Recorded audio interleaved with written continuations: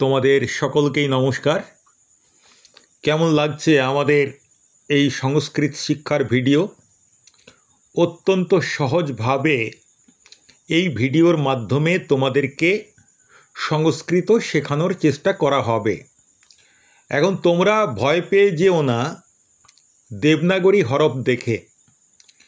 এই যে হরফে আজকে সারা ভারতবর্ষে সংস্কৃত ভাষা চর্চা হয়, সেই হরফ অর্থাৎ সেই বর্ণমালা তো আমাদেরকে জানতে হবে। ওই বর্ণমালা ছাড়া সংস্কৃত শিখলে সেই শেখাটা একটু অসম্পূর্ণ আজকের দিনে। তো তোমাদেরকে আমি বর্ণমালার ভিডিও অনেক আগে দিয়েছিলাম। আমার যদি লার্নিং সংস্কৃত এই প্লে লিস্ট তোমরা সার্চ করো তাহলে বর্ণমালাটা শিখে যাবে, কিন্তু আমি মনে করি সেটারও দরকার নেই। আমার উচ্চারণগুলো যদি একটু লক্ষ্য করো তাহলে তোমাদের কিন্তু এই বর্ণমালা চিনতে কোনো সমস্যাই হবে না এই ভিডিও চলতে চলতেই।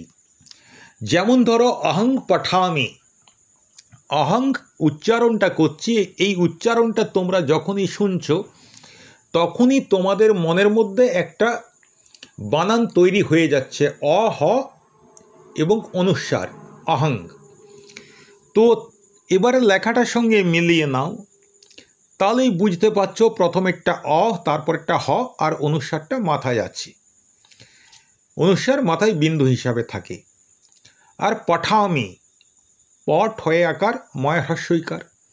আকার আর হ্রস্বইকার এই দুটো তো বাংলার মতোই, তাহলে প ঠ এবং ম এই তিনটে চেনা তোমাদের অসুবিধা হবে না। এখন আমি এরপরে মূল জায়গায় যাচ্ছি। তোমাদেরকে এর আগে আমি দেখিয়েছিলাম যে আমি যখন কোনো কাজ করি তখন সংস্কৃত ভাষায় কিভাবে বলতে হয়। তার আগেরটাই তোমাদেরকে শিখিয়েছিলাম যে আমি তুমি বাদ দিয়ে অন্য কেউ যদি কোনো কাজ করে তাহলে কিভাবে বলতে হয়। আর এর আগের ভিডিওটায় দেখিয়েছিলাম যে তুমি যদি কোনো কাজ করো, কাউকে বলছি তুমি এটা করো, তখন সেটা সংস্কৃত ভাষায় কিভাবে করতে হয়। এটা আমরা আগের ভিডিওগুলোতে চর্চা করেছি, তোমরা দেখেছো। এই সঙ্গে সঙ্গে তোমাদেরকে আরেকটা কথা বলেছিলাম, কেউ যদি কোনো কাজ করে তাহলে সেই কাজটা যে করছে তাকে আমরা কর্তা বলি। যেমন অহং পঠামি, আমি পড়ছি, এখানে কে পড়ছে? আমি, তার মানে আমি কর্তা। তাহলে অহং পঠামি এই বাক্যে কর্তা হচ্ছে অহং। এবং এটাও বলেছিলাম কর্তায় সবসময় প্রথমা বিভক্তি হয়। তাহলে অহং পঠামি, অহং শব্দটার মধ্যে প্রথমা বিভক্তি আছে। এইবার কোনটা প্রথমা বিভক্তি, কোনটা দ্বিতীয়া বিভক্তি, কখন কোন বিভক্তিটা কাজে লাগে, কতগুলো বিভক্তি আছে, এখনই তোমাদের জানার দরকার নেই। একে একে ধীরে ধীরে ধীরে ধীরে শিখে যাবে। তো তোমাদেরকে আগের দিন শিখিয়েছি প্রথমা বিভক্তি। প্রথমা বিভক্তি কি আরেকবার বলছি, যে যদি কেউ কোনো কাজ করে তাহলে যে সেই কাজটা করছে সে হচ্ছে কর্তা এবং সেই কর্তায় প্রথমা বিভক্তি হয়। যেমন অহং পঠামি, এখানে আমি পড়ছি, অহং আমি, এটা হচ্ছে কর্তা। এটা যদি বহুবচন করি তাহলে ওয়ং পঠামহ, ওয়ং পঠামহ। তো আমরা পড়ছি, আমরা পড়ছি, এখানে আমরাটা হচ্ছে কর্তা, বয়ং, তাহলে বয়ঙ্গে এখানে প্রথমা বিভক্তি আছে। তাহলে অহং কর্তা, তাই অহঙ্গে প্রথমা বিভক্তি রয়েছে। বয়ম কর্তা, যদিও বহুবচনে, এতেও প্রথমা বিভক্তি রয়েছে। এবার ত্বং পঠসি, তুমি পড়ছো, কে পড়ছে? তুমি, তাহলে তুমিটা কর্তা, তুমিতে প্রথমা বিভক্তি, অর্থাৎ ত্বং শব্দে প্রথমা বিভক্তি রয়েছে। এবার যদি বলি তোমরা, তোমরা পড়ছো, ইউয়ম পঠাথ, তাহলে ইউয়ম এটা কর্তা আর ইউয়মে প্রথমা বিভক্তি রয়েছে। রামঃ গচ্ছতি, রাম যাচ্ছে, কর্তাকে রাম, তাহলে রামঃ, এই রামঃ শব্দে প্রথমা বিভক্তি রয়েছে। তোমাদেরকে আরেকটা জিনিস বলেছিলাম সম্ভবত, যে যেসব শব্দগুলোর শেষে অকার আছে, যেমন রাম, নর, বৃক্ষ, এই শব্দগুলো যদি পুংলিঙ্গবাচক হয় তাহলে এদের সঙ্গে প্রথমা বিভক্তিতে শুধু বিসর্গ বসিয়ে দেবে। শব্দটা রাম, এর প্রথমা বিভক্তিতে হবে রামঃ, তাহলে রামঃ গচ্ছতি, রামঃ পঠতি, রামঃ খাদতি, রামঃ পিবতি। এবারে নরহ মানে মানুষ, নরহ গচ্ছতি, তাহলে নর শব্দ তাতে বিসর্গ বসিয়ে দিচ্ছ, ব্যাস প্রথমা বিভক্তি হয়ে যাচ্ছে। আর প্রথমা বিভক্তি কাদের হয়? কর্তার হয়। এবার যদি ধরো স্ত্রীলিঙ্গবাচক শব্দ হয় এবং তাতে যদি আকার কিংবা দীর্ঘইকার থাকে, তাহলে প্রথমা বিভক্তি রূপটা কীরকম হবে? একেবারেই অপরিবর্তিত, কোনো কিছু পরিবর্তন করার দরকার নেই, বিসর্গও দেওয়ার দরকার নেই, অনুস্বারও দেওয়ার দরকার নেই, কোনো কিছুই দেওয়ার দরকার নেই। ধরো একটা মেয়ের নাম মালা, মালা গাইছে, মালা গায়তি, মালা মালাই থাকবে। একটি ছাত্রী পড়ছে, ছাত্রীকে সংস্কৃত ভাষায় বলে ছাত্রা, তাহলে ছাত্রা পঠতি। কিন্তু যদি অনেকগুলো মহিলা এরকম কোনো কাজ করে বহুবচন, তখন শুধু এর সঙ্গে একটা বিসর্গ যোগ করে দিতে হবে বহুবচনে। যেমন মালা পড়ছে, মালা পঠতি, মালারা পড়ছে, মালাহা মানে বিসর্গ, মালাহা পঠতি। তো তাহলে আমরা যেটা জানলাম যে যে কাজটা করে সে হচ্ছে কর্তা, এবং কর্তায় প্রথমা বিভক্তি হয়।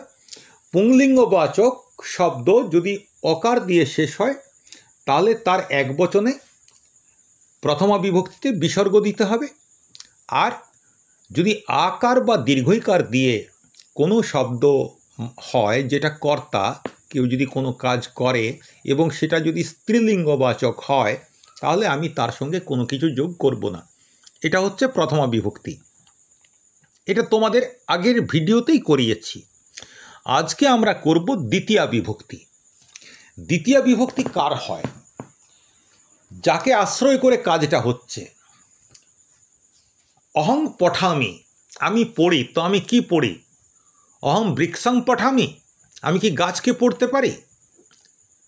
অহম বাতায়নম পঠামি, আমি কি জানলাকে পড়তে পারি? নিশ্চয়ই পারি না। কাকে পড়ব? যাকে পড়ব তার দ্বিতীয় হবে। কাকে পড়ব? অহং গ্রন্থং পঠামি, হতে পারে আমি বই পড়ছি। তো এখানে গ্রন্থং এটাই দ্বিতীয় বিভক্তি হবে, অর্থাৎ যাকে পড়ছি। অহম পত্রিকাম পঠামি, আমি পত্রিকা পড়ছি, এটা হতে পারে। তো এই যে গ্রন্থ শব্দটা কিন্তু পুংলিঙ্গ, তাহলে পুংলিঙ্গবাচক শব্দের একবচনে দ্বিতীয় বিভক্তিতে কি যোগ হয়? ময় হসন্ত যোগ হয়। তাহলে গ্রন্থটা হয়ে যায় গ্রন্থম, নরটা হয়ে যায় নরম, বৃক্ষটা হয়ে যায় বৃক্ষম। এবারে তোমরা আবার সেই পুরনো প্রশ্নটা করো যে আপনি বলছেন গ্রন্থম অথচ লিখেছেন তো গ্রন্থং, কেন অনুস্বার, কেন ময় হসন্ত কেন দিলেন না? তাহলে আমি আবার উত্তরটা দিই। যদি ময় হসন্ত দিয়ে কোনো শব্দ শেষ হয় আর তার পরের শব্দটা যদি ব্যঞ্জন বর্ণ থাকে, তাহলে ময় হসন্তটা অনুস্বার হয়ে যায়। তাহলে পঠামির পটা যেহেতু ব্যঞ্জন বর্ণ, তাই গ্রন্থমের ময় হসন্তটা হয়ে গেল অনুস্বার। তাহলে গ্রন্থ শব্দের দ্বিতীয় একবচনের রূপ হচ্ছে গ্রন্থম। কার দ্বিতীয় হয়? না যাকে আশ্রয় করে কাজটা হয়। আমার পড়াটা তো গ্রন্থকে আশ্রয় করে হচ্ছে, আমার সামনে যদি গ্রন্থ না থাকে আমি পড়ব কি? তো সেক্ষেত্রে এই যে যাকে আশ্রয় করে কাজটা হয় তার দ্বিতীয় বিভক্তি হয়। আর দ্বিতীয় বিভক্তি অধিকাংশ ক্ষেত্রে যেটা হয়, এরপরে ময় হসন্ত যোগ হয়, শব্দটার সঙ্গে ময় হসন্ত যোগ হয় এক বচনে। অহং পঠামি, আমি পড়ছি। অহং গ্রন্থং পঠামি, আমি বই পড়ছি, একটা বইকে পড়ছি। তাহলে অহং হচ্ছে প্রথমা বিভক্তির এক বচন, গ্রন্থম হচ্ছে দ্বিতীয়া বিভক্তির এক বচন, আর পঠামিটা কি? পঠামিটা ক্রিয়াপদ। তাহলে বাক্যটা হলো অহম গ্রন্থং পঠামি, আমি বই পড়ছি। এরপরে দেখো বয়ং পঠামহ, বহুবচন। বয়ং মানে তো আমরা, আগের ভিডিওতে দেখেছো। বয়ং পঠামহ, যখন অনেকে মিলে আমরা পড়ছি তখন পঠামিটা হয়ে যায় পঠামহ। অর্থাৎ ক্রিয়ারও একবচন বহুবচন এরকম আলাদা আলাদা রূপ আছে, বাংলায় নেই কিন্তু সংস্কৃতে আছে। অহং পঠামি, আমি পড়ছি। বয়ং পঠামহ, আমরা পড়ছি। তো আমরা কি পড়ছি? বয়ং গ্রন্থং পঠাম, তা যেটাকে পড়ছি তার দ্বিতীয় বিভক্তি হয়। আর তাহলে সেই দ্বিতীয় বিভক্তির রূপটা হচ্ছে গ্রন্থম। যেহেতু পরে ব্যঞ্জনবর্ণ আছে তাই হয়ে গেল গ্রন্থং।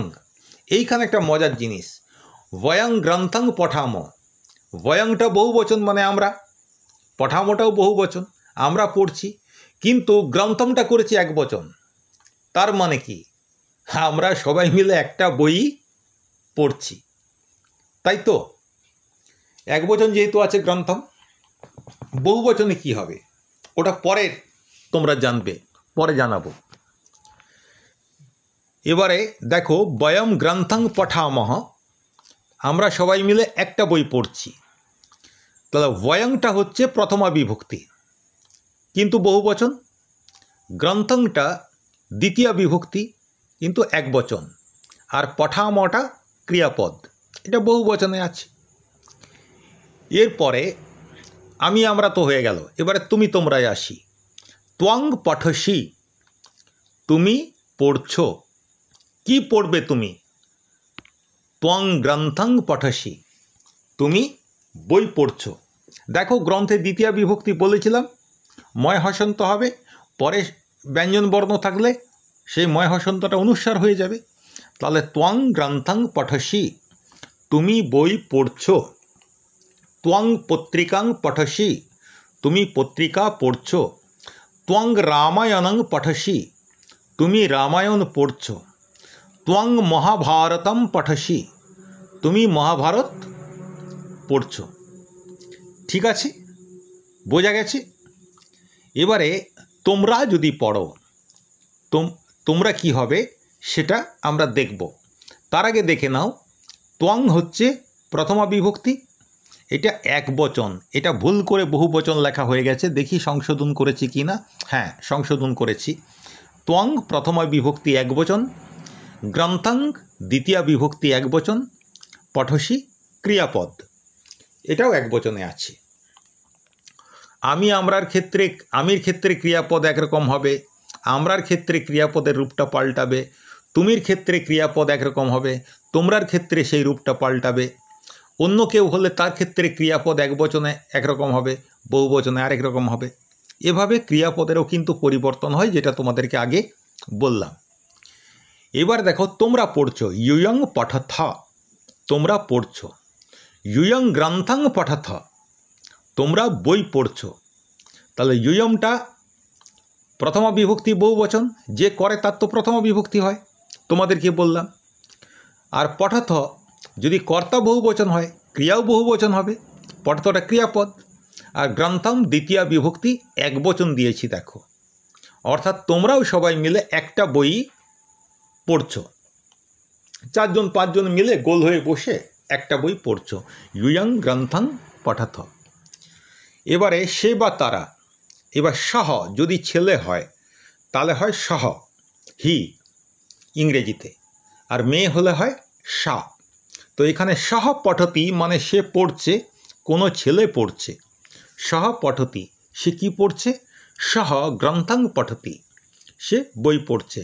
তাহলে সহ হচ্ছে প্রথমা বিভক্তি, এবং একবচনে আছে। গ্রন্থং যথারীতি দ্বিতীয় বিভক্তি একবচন, আর পঠতি এটা ক্রিয়াপদ। এবারে তারা পড়ছে, তে পঠন্তি। তে পঠন্তি বললে শুধু হবে না, তারা কি পড়ছে এটাও বলতে হবে আমাকে। তাহলে বাক্যটাকে একটু বড় করি। তে গ্রন্থং পঠন্তি, তারা বই পড়ছে। তাহলে তেটা হচ্ছে প্রথমা বিভক্তি কিন্তু বহুবচন, গ্রন্থং দ্বিতীয় বিভক্তি একবচন, আর পঠন্তি এটা হচ্ছে ক্রিয়াপদ। এখানে ভুল করে পঠতি লেখা হয়েছে, নিচে সাদা যে লেখাগুলো আছে ওটা পঠতি লেখা হয়েছে, এটা হবে পঠন্তি। এটা একটু সংশোধন করে নেবে।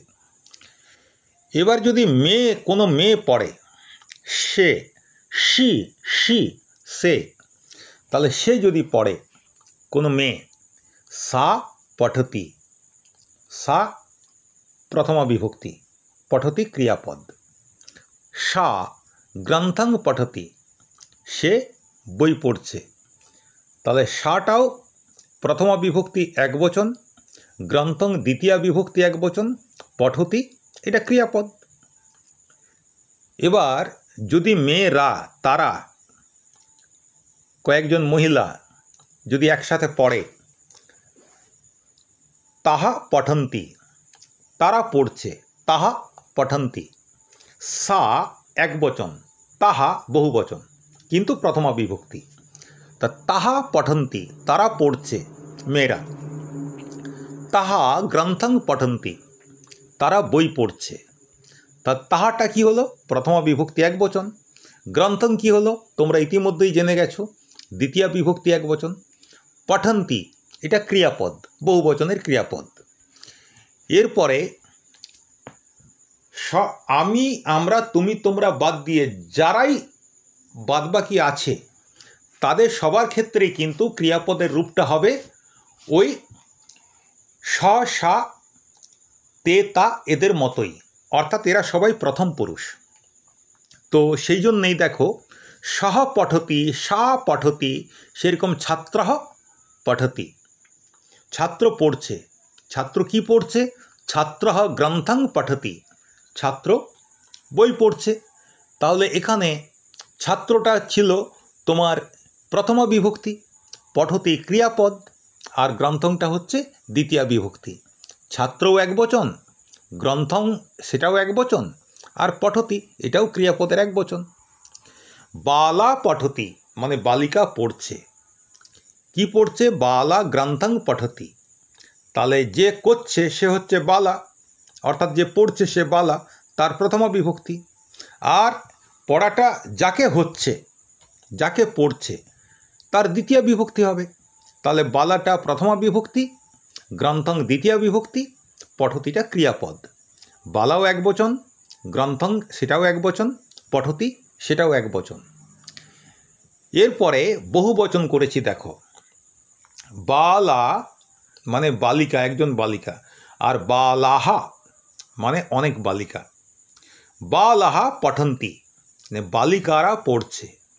বালাহা গ্রন্থং পঠন্তি, বালিকারা বই পড়ছে। গ্রন্থং দেখো একবচন আছে, বালাহা বহুবচন, গ্রন্থং মানে বালাহা প্রথমা বিভক্তি বহুবচন, গ্রন্থং দ্বিতীয় বিভক্তি একবচন, পঠন্তি ক্রিয়াপদ বহুবচন। তাহলে বালাহা গ্রন্থং পঠতি, গ্রন্থং যেহেতু একবচন, তাহলে বালিকারা মিলে একটা বই পড়ছে। তাহলে তোমরা এখনো পর্যন্ত যেটা জানলে, যে কাজ করে তার প্রথমা বিভক্তি হয়, আর যাকে আশ্রয় করে কাজটা হয় তার দ্বিতীয় বিভক্তি হয়। যেমন ধরো, অহম খাদামি, আমি খাই, তাহলে অহং এটা প্রথমা বিভক্তি। অহং অন্নম খাদামি, আমি ভাত খাই, তাহলে অন্নমটা হবে দ্বিতীয় বিভক্তি। অহম ক্রীড়ামি, আমি খেলি। অহম কন্দুকং ক্রীড়ামি, আমি বল খেলি, তাহলে কন্দুকংটা হবে দ্বিতীয় বিভক্তি। আচ্ছা, তারপরে ধরো সহ গায়তি, সে গাইছে। আচ্ছা, অহমের ক্ষেত্রে কি পঠামি বললাম তো, তি হবে না, অহমের ক্ষেত্রে আমি যোগ করতে হবে। যদি বলে থাকি একবার দেখে নিচ্ছি, ওটা ভুল হবে তাহলে। আচ্ছা, কি বলছিলাম? সা গায়তি, সে গাইছে, তাহলে সেটা হচ্ছে প্রথমা বিভক্তি সা। সা গীতম গায়তি, সে গান গাইছে, তাহলে গীতমটা হবে দ্বিতীয়া বিভক্তি। আশা করি তোমরা প্রথমা এবং দ্বিতীয়া বিভক্তি ঠিকঠাক বুঝতে পেরেছ, কিন্তু তোমাদের দ্বিতীয়া বিভক্তির শুধুমাত্র এক বচনটা আজকে করালাম। এর পরের ভিডিওতে তোমাদেরকে করাবো দ্বিতীয়া বিভক্তির বহু বচন। আরেকটা কথা বলে রাখি, গ্রন্থটা শুধুমাত্র পুংলিঙ্গ, তাহলে শুধুমাত্র গ্রন্থ দিয়ে পুংলিঙ্গবাচক শব্দগুলো তোমরা জানলে, স্ত্রীলিঙ্গবাচক শব্দ কিন্তু এখনও হয়নি, সেটা পরে হবে। তাহলে আজকে আমরা যেটা জানলাম, যে সব শব্দের শেষে অ আছে, অকার আছে, সেই ধরনের পুংলিঙ্গবাচক শব্দের দ্বিতীয়া বিভক্তির রূপটা কেমন হয়। কেমন হয় মানে কিছুই নয়, শেষে ময় হসন্ত যোগ করে দিতে হয়। ঠিক আছে, আশা করি তোমরা বুঝতে পেরেছ। যদি কোথাও বোঝার অসুবিধা থাকে আরেকবার ভিডিওটা দেখবে ভালো করে, তারপরে যদি সমস্যা হয় কমেন্টে আমাকে লিখে জানাও, আমি তোমাদের প্রশ্নের উত্তর দেবো। ঠিক আছে, সবাই ভালো থেকো, মন দিয়ে পড়াশোনা করো।